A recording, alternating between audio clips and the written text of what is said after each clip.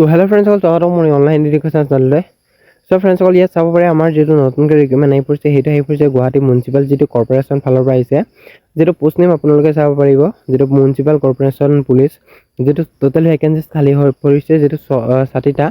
যেটো ক্যাটাগৰী যেটো হ'ব আসাম জব যেটো জব টাইপটো গভৰ্ণমেণ্ট হ'ব কিন্তু কন্ট্ৰাকচুৱেল হ'ব যেটো জবটো এন আমাৰ যেটো এপ্লিকেশ্যন মোড হ'ব সেইটো অফলাইনৰ যোগেদি আপোনালোকে এপ্লাই কৰিব লাগিব এন আমাৰ যেটো এপ্লিকেশ্যনৰ লাষ্ট ডেট এইটো 31/8/2024 সো ফ্ৰেণ্ডছ সকল যদি আপোনালোকে মোৰ চেনেলটো সাবস্ক্ৰাইব কৰা নাই তেনে সাবস্ক্ৰাইব কৰি ল'ব আৰু যোনে মোৰ ভিডিঅ নতুনকৈ চাইছে তেওঁলোকে এনেকা ৰিকোয়াৰমেন্ট ভিডিঅ পাবৰ কাৰণে মোৰ চেনেলটো সাবস্ক্ৰাইব কৰি ৰাখিব যাতে আপোনালোকে নিজৰ ডিস্ট্ৰিক্টৰ যেটো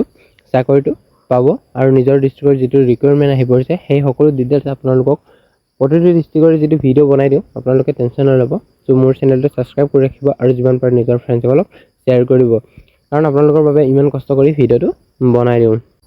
So friends all ইয়াত চাব পাৰে যেটো এডভাৰটাইজমেন্ট ডিটেইলছ আহি পৰিছে সো ইয়াত লেখা আছিল সো ইয়াত চাব পাৰে আপোনালোকে টোটাল ভ্যাকেন্সি আহি পৰিছে 60টা যেটো এজ লিমিট আপোনালোকে চাব পাৰিব candidates should not be more than 25 years less than 18 years of age on 1st January 2024 যেটো education qualification লাগিব the candidate must have passed higher secondary school যেটো লিভিং সার্টিফিকেট or আপোনালোকে যেটো হাই সেকেন্ডারি যেটো pass কৰিব লাগিব ইয়া লেখা আছে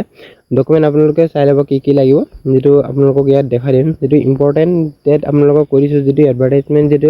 ডেটটো আহিছিলে 8/8/2024 যেটো এপ্লিকেশনৰ লাষ্ট ডেট 31/8/2024 যেটো এপ্লিকেশন ফিজটো ইয়াত কোনো ধৰণৰ নাই সো ইয়াত চাব পাৰে টোটাল ভ্যাকেন্সি 60টা খালি হৈছে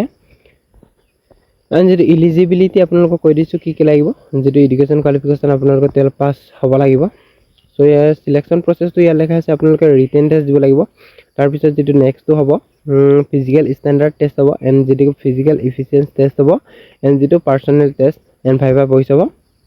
তাৰ পিছত আপোনালোকক যেটো সিলেকশন প্ৰসেস কৰা হ'ব এন্ড যেটো ফিজিক্যাল স্ট্যান্ডাৰ্ড মিনিমাম হাই আপোনালোকে মেলৰ কাৰণে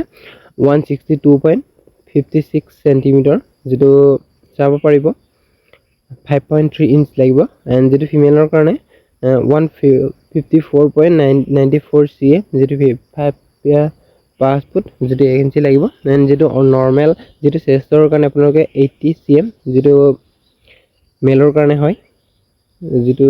মেলৰ কাৰণে এটো নহব চাগে সো নৰমাল চেষ্টটো ইয়াত only for মেনৰ কাৰণে লেখা আছে সো ইয়াত চাব পাৰে